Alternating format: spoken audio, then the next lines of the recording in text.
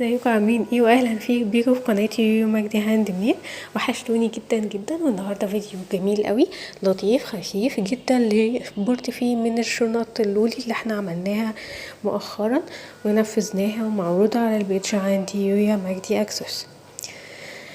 تعالوا نشوف، يلا نستخدم اللولي معانا.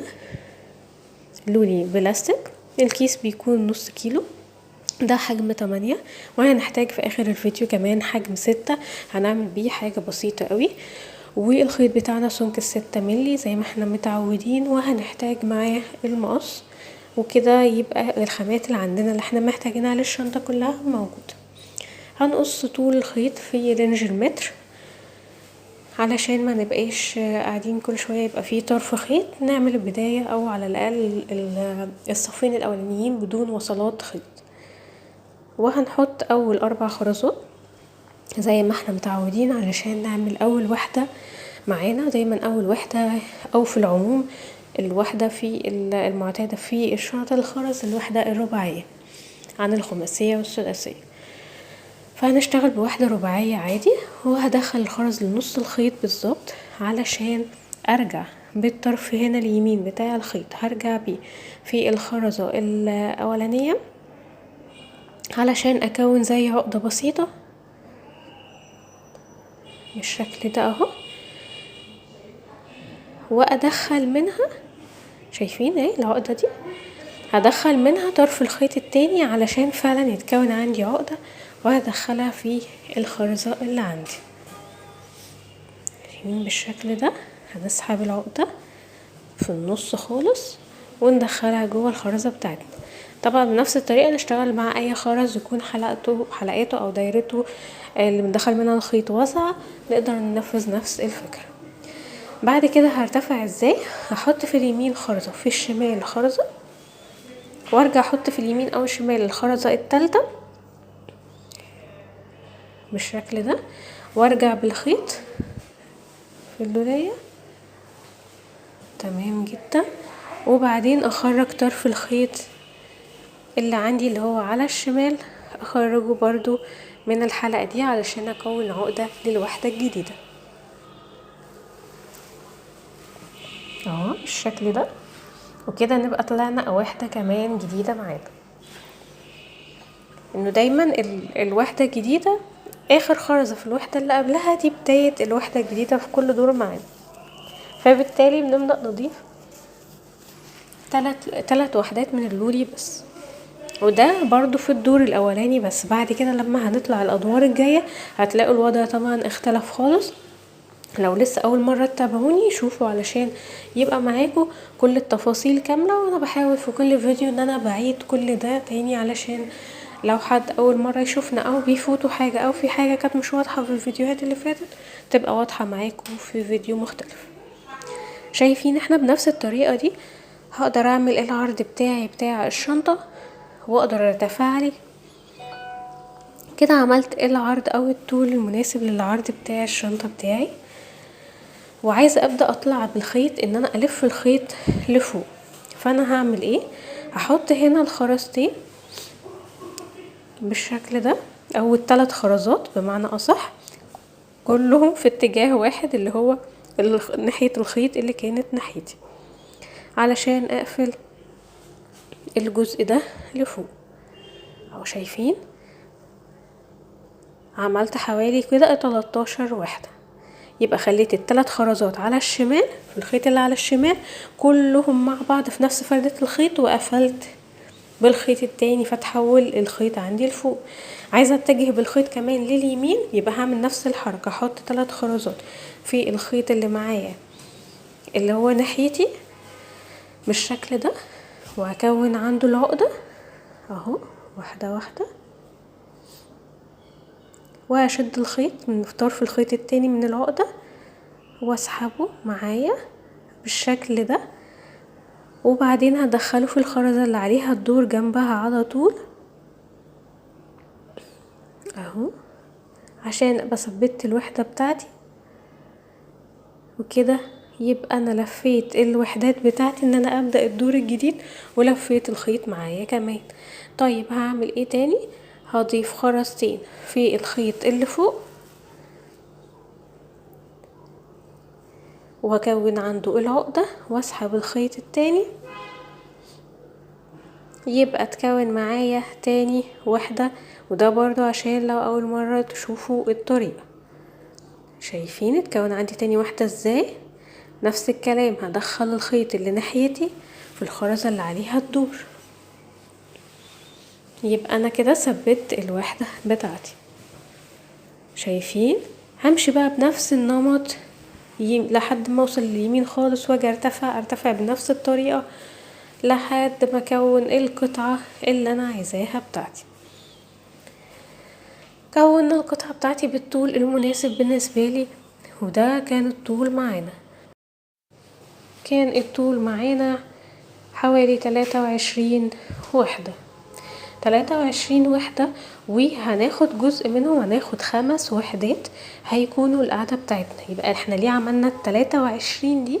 عشان انا هاخد 5 فهاخد عدد فردي، والكده قصدنا انها يبقى العدد فردي علشان اللي يتبقى لي يبقى عدد زوجي. لما اجي اقفل فوق يبقى العدد معايا مظبوط. اهو شايفين انا كده في وحدة دايما في النص عندي. احدد الوحدة اللي في النص وارجع قبلها من هنا وحدتين واطلع بعدها وحدتين، واعلم باي علامة عندي ولو حتى دبوس زي ما احنا شايفين كده.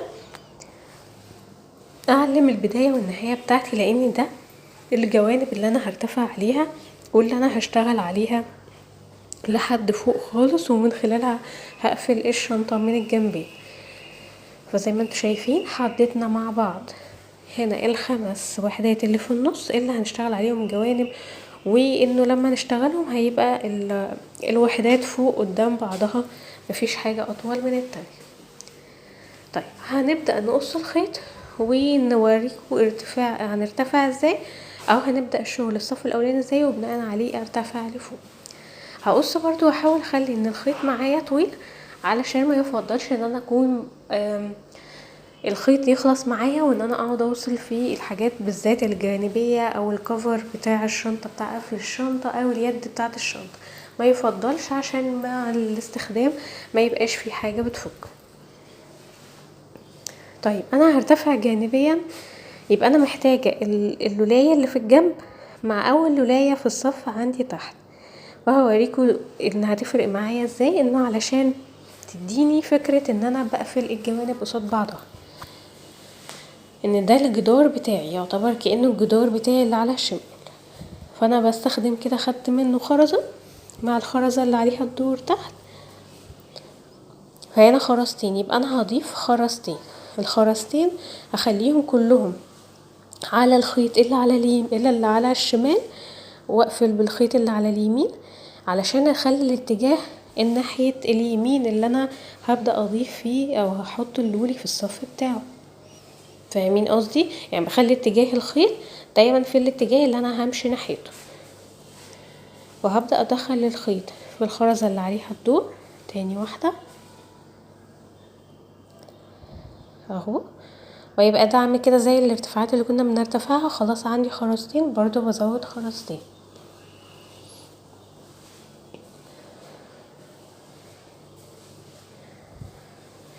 الموضوع لذيذ وبسيط جدا، ولو لاحظتوا معايا انا بس مجرد ان انا بحاول اضيف لكم افكار تقدروا تستخدموا منها بعض الاجزاء، مش شرط كلها افكار تقدروا تلاقوا منها انتوا طرق شنط مختلفة واشكال مختلفة. اهم حاجة تركزوا بس في التفاصيل اللي احنا بنشتغلها، هي دي اللي هتفرق معاكم في كل حاجة. هكمل كده لحد نهاية الصف ووصلت لهنا. طب هنا بقى ان وصلنا عند نفس الركنة، يبقى انا زي ما عملنا الناحية التانية عشان تقفل معايا الجنبين هدخل بقى في خرزة او اول خرزة في الجنب بتاعي اللي المفروض انا ارتفع فيه، واضم على نفسي كده الشنطة عشان الخيط ينضم معايا. فلو تلاحظوا انا كده كأن عندي 3 خرزات اوريدي، يبقى باقي اقفل بالخرز الرابعة بس اهو بالشكل ده، واعقد الخيط بتاعي علشان يبان لكم المكان او القفله اللي احنا قفلناها. اهو شايفين اتعمل عندي اوريدي صف، والمفروض ارتفع بقى عالي علشان اقفل بقيه الصف بتاعي بنفس النمط. يعني الخيط اللي على اليمين هحطه في الخرزه اللي عليها الدور فوق على اليمين، مع الخرز اللي قصاده ده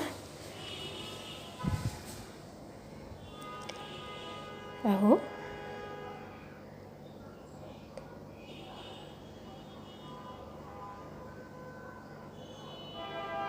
ونبدأ نحط الخرزتين بقى اللي عليهم الدور في الخيط اللي على اليمين، علشان ان انا هقفل في الشمال او اخلي اتجاه الخيط يمشي للشمال اهو بالشكل ده، واروح لحد الطرف التاني وهنعمل نفس اللي احنا عملناه تحت بالظبط، واكمل بقى رايح جاي لحد ما اخلص فوق خالص للجنبين عشان يبدأ يبان عندنا شكل الشنطة بتاعتنا اهو. وهتبقى مقفولة بالشكل ده. هوريكوا الشكل كده اهو. ظبطناها من الجنبين فوق العلامات بالظبط. ركزنا طبعا نحافظ ان كله يبقى 5 وحدات لحد فوق اهو بالشكل ده، من الجنب اليمين ومن الجنب الشمال. واحنا عاملين الجوانب عريضة ليه؟ علشان تديني مساحة للشنطة من جوه، وفي نفس الوقت هتديني الشكل اللي انتوا شفتوه في الاخر، اللي هو الجنب عريض بس عامل شكل حلو قوي ومديني اريحية في التعامل. والشنطة او البورتفيه هيعجب اي حد انه يكفي اي حاجة وينفع مناسبة او خروج عادي، وان احنا نقدر نزود عليه شنطة دراع كروس فتبقى شنطة عملية جدا. طيب عملنا ال5 وحدات ليه؟ علشان لما اقفل كده انا هقفل 3 وحدات قصاد بعض، واحدة ورا اهو ووحدتين يمين وشمال اهو بالشكل ده. فهقفل في اللي باقي من الوحدتين يمين وشمال الغرزة اللي ظاهرة عندي هنا، شايفين؟ وهقفل رينج مثلا 4 وحدات لحد تحت اهو. هدخل في الحلقات في اللولي اللي قصاد بعضه ده ارتفاع 4 وحدات كده، ودي الرابعة. طيب عشان اقفل كده يبقى انا محتاجة خرزة تحت هنا تقفل لي مع الاتنين دول، ويبقى في خرزة الرابعة فوق. تعالوا ننفذها بالخيط علشان تبقى واضحة معاكم. هنقص خيط بقى مش طويل، اي بواقي خيط كانت باقية معانا من الشنطة، وهنحط الاول خرزاية او لولاية بالشكل ده، واقفل هنا الوحدات قصاد بعضها تمام.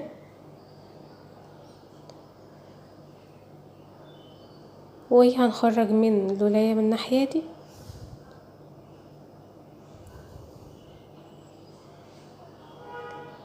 وقصادها لولاية كمان من الناحية التانية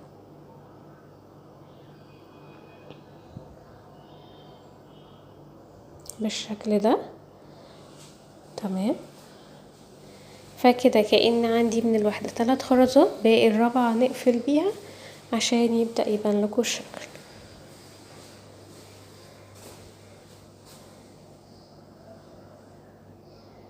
كده. نشد الخيط ونشد العقدة بتاعتنا جدا اهو. شايفين كون الشكل اللي انتوا كنتوا شايفينه بتاع جوانب الشنطة. وهمشي بقى بنفس النمط، هدخل في اليمين والشمال في الخرزات اللي عليها الدور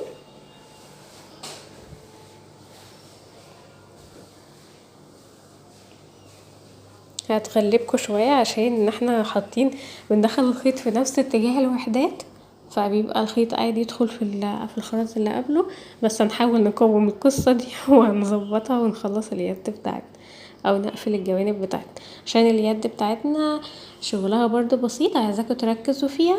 احنا نفذناها قبل كده بالتفصيل، وبرضو هوريكم طريقتها وانتوا تقدروا تكملوا فيها بعد كده بالطول اللي انتوا عايزين. وهنعمل تفصيلة جديدة مختلفة شوية بس في الشكل بالنسبة لي الكفر، علشان برضو حاجة انا هعمل فيها اختلاف في اليد، هتدي خفية للشنطة وتبقى برضو اليد عملية قوي قوي في المسكة، ما تبقاش تخينة زيادة. هقرب لكم بس شوية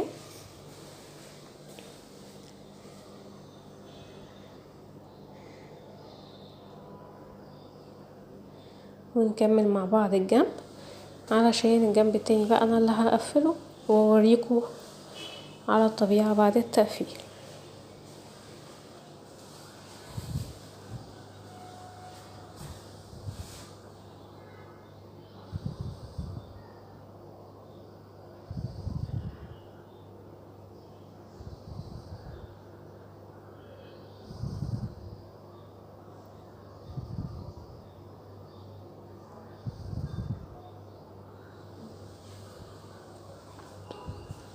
وكده خلاص اخر واحدة هنقفلها مع بعض.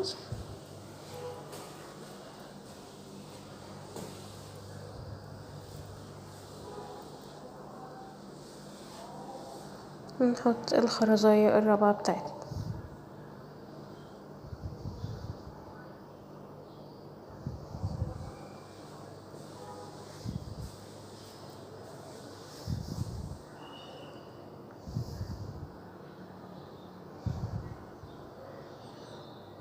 وكده قفلناها. نقدر بقى نقفل الخيط. هدخل الخيط في الوحدات الداخلية علشان اقفل الخيط براحتي بقى واحدة واحدة، واوريكم الشكل الفينش النهائي. وزي ما انتوا شايفين احنا كده طريقة تقفيل الجنب، وفي نفس الوقت الشنطة من جوه ما ضاقتش ومعايا واسعة مع الجنبين، واقدر اقفل في الخيط براحتي. انا سايباه انه خيط طويل علشان دايما ما يبقاش عندي طرف قصير، او ان يبقى مجرد ما يتشد من اي حاجة ان يدفع.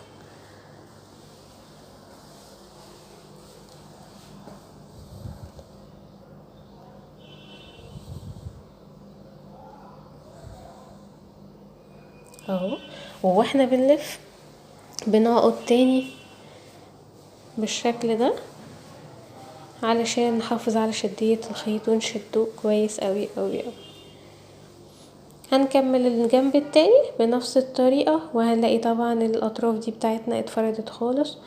ونشوف بقى مع بعض بعدها ان احنا هنعمل الكفر ازاي واليد ازاي، باستغلال الجزء اللي احنا قفلناه اللي احنا عاملينه اوريدي رباعي، وهي اليد بتاعتنا رباعية. فتعالوا يلا نشوف هنعمل ايه. هنبدأ ندخل بقى مع بعض اللولي الحجم الاصغر اللي هو حجم 6 مع اللولي حجم 8، وهنعمل تفنينة كده.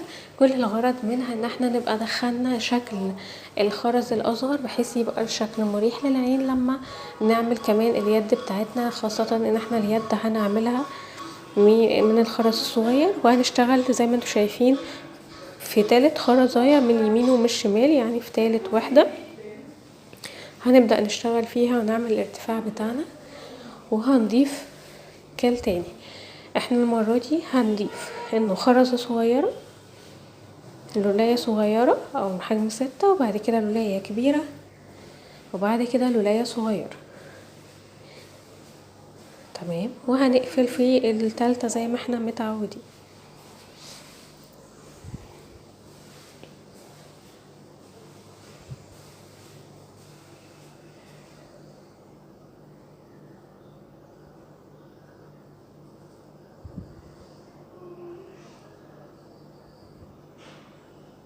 وهنشد الخيط وان احنا نقفله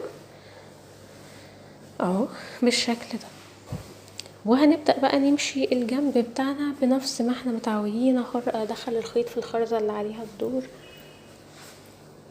وابدأ بقى اضيف ان انا هركز ان انا دايما عندي كده، عندي واحدة صغيرة اهي هضيف عليها واحدة كبيرة فوق، وبعدين واحدة صغيرة اهو. تعالوا نضيف كده مع بعض. هيبقى واحدة كبيرة وبعد كده واحدة صغيرة عشان يبقى قدامي نفس النمط او يبقى نفس الشكل، انه على الجنبين خرزتين صغيرين وفوق وتحت من المقاس الاكبر. ولو هتلاحظوا انتوا اصلا ممكن من خلال يعني الفيديو القصير اللي هو بتاع الشنطة في اول الفيديو، ولما هحطهولكوا تاني في نهاية الفيديو مش هتاخدوا بالكوا اصلا قوي من ان في فرق في الحجم، الا اللي هيدقق قوي او متعود على شغل اللولي، نتيجة ان احنا مدخلين الاتنين مع بعض، فمش مدينكوا الايحاء او مخليكم ما تاخدوش بالكم. شايفين كده خلصت خلاص طول الكفر بتاعي. اتنيه براحتي واشوف ان انا ابقى مزوده لبره الطول اللي انتوا عايزينه، طريقه القفل اللي انتوا عايزينها. المهم ان اخلي ان فوق كأن 3 وحدات علشان الوحده اللي في النص هي اللي هشتغل فوقيها الارتفاع. دي من اهم النقاط بتاعتنا. هعمل الارتفاع زي ما قلنا من الخرز اللي حجمه اصغر، وهقص الخيط يكون طويل، ما يفضلش انه يكون قصير عشان ما نبقاش عاملين وصلات في اليد بتاعتنا. هدخل الخيط في الخرز اللي في النص وابدأ ارتفع عليها هاخد 3 وحدات بالشكل ده، واشد اعمل العقدة بتاعتي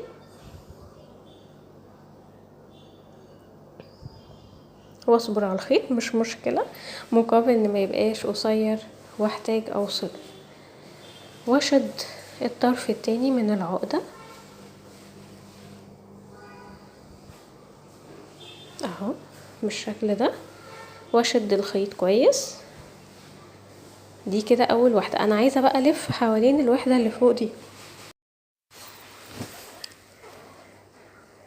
وكده هنحط الخيط في الولاية اللي عليها الدور الجانبية عشان نبدأ نشتغل داير ما يدور الوحدة الاولانية هنا دي. بصوا اهو نشد الخيط كده، وهبدأ اضيف ال3 خرزات اللي عليهم الدور على الخيط اللي على الشمال.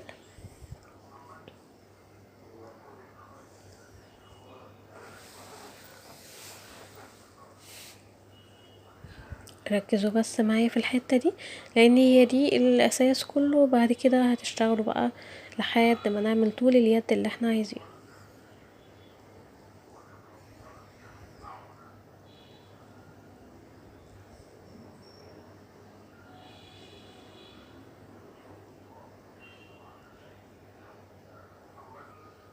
ونشد الخيط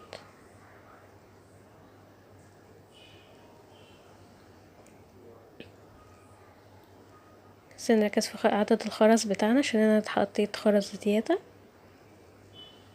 اهو. نقفل على الخرزة التالتة فقط.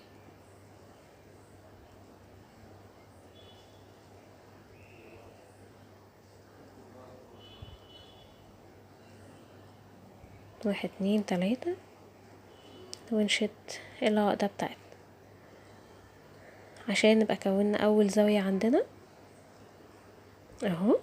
لسه زاويتين كمان، شايفين برضو هنا الخرز اللي في النص هدخل فيها الخيط بنفس الطريقة برضو واضيف خرزتين.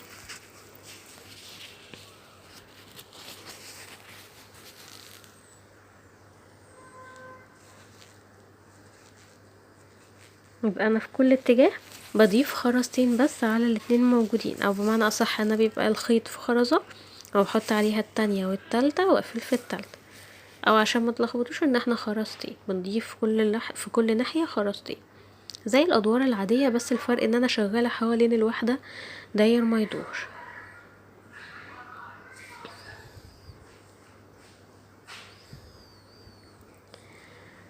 فهنا برضه هنحط خرزتين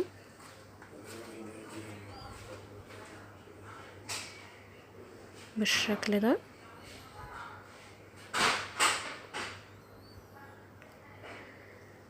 عشان نوصل لاخر ناحية عندنا، واخر ناحية يعتبر عندنا فيها 3 خرزات، يعني هنضيف خرزة واحدة بس اهو شايفين كده 3، وهنضيف الرابعة فوق. بعد كده هنرتفع بقى فوق ال4 تركان اللي احنا كوناهم دول، يعني المشكلة كلها دايما في تكوين ال4 تركان دول.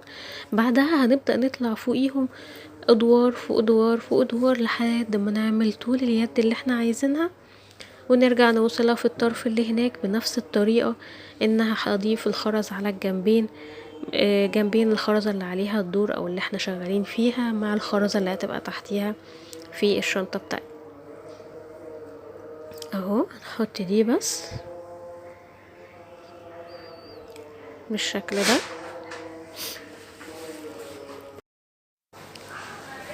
اهو. احنا كده ظبطنا الوضع الاساسي او القاعدة الاساسية لليد بتاعتنا بالشكل ده تمام. فانا هبدأ اطلع فوق كل واحدة من اللي احنا عملناها والف دايما ما يدور، بطلع الواحدة والف هنا والف هنا والف الرابعة لحد ما اقفل الاتجاه خالص، ولحد ما اوصل هنا هيبقى عندي نفس ال4 تركان دول، اوصل الخرز فيهم بنفس الليمت او بنفس فكرة الوحدات. وكده بعد ما خلصنا اليد بتاعتنا بالطول اللي احنا عايزينه. اليد صعب ان انا اقول لكم طول يد معين او عدد وحدات معينة تعملوا اليد بالطول اللي انتوا عايزينه، وده شكلها مع الكفر بتاعنا. ولو عايزين انه تثبتوا الكفر نقدر ان احنا نزود هنا خرزايه، يعني دايرة خرز من اللولي الصغير خالص ورفيع خالص بتاع عقود الرقبة، مع خرزاية كبيرة هنا في المنتصف نقدر نقفل عليها، علشان لو انتوا عايزينها انها محكمة ولو مش هيتعمل لها يد كروس. وكده بعد ما ضفتها بقى بخيط قصير خالص، ده شكل الشنطة بتاعتنا. الشنطة حجمها حلو جدا ومناسب، مقفولة بأحكام. احنا عاملين الدايرة بالظبط، عملت دي بخرزتين هنا علشان تتنى معايا او يبقى في حرية حركة بالشكل ده، وادخلها في الحلقة اللي انا كونتها، قفلها محكم خالص بحيث اللي عايز يمسكها من اليد بتاعتها تمام مش هتتفتح، او لو عايزين يد كروس برضو هتبقى ثابته. الشنطه شيك جدا جدا جدا، خاصه في اللولي، وبتبقى حلوه قوي برضو في الخرز الساده والكريستال. عمليه جدا، وزي ما انتوا شايفين مساحتها حلوه قوي، وحاولت يعني اوصلها لكم بطريقه مناسبه او بمعظم التفاصيل اللي انا قدرت او حسيت انها مهمه ان انا احاول اوصلها لكم. اتمنى الفيديو يكون عجبكم، وما تنسوش لو اول مره تشوفوني الاشتراك في القناه، وهستنى رايكم وتعليقاتكم وكومنتات على الفيديو، وهستنى اشوف انتوا حابين تشوفوا شنط ايه الفتره الجايه، وايه اكتر فيديوهات عجباكم على القناه من انواع الشنط، شنط اللولي ولا الخرز، ولا تحبوا ايه نشتغلوا كمان الفتره الجايه. ما تنسوش لايك والاشتراك في القناه، واشوفكم الفيديو الجاي ان شاء الله. ادعوا لي كده يكون الفيديو في وقت قريب باذن الله.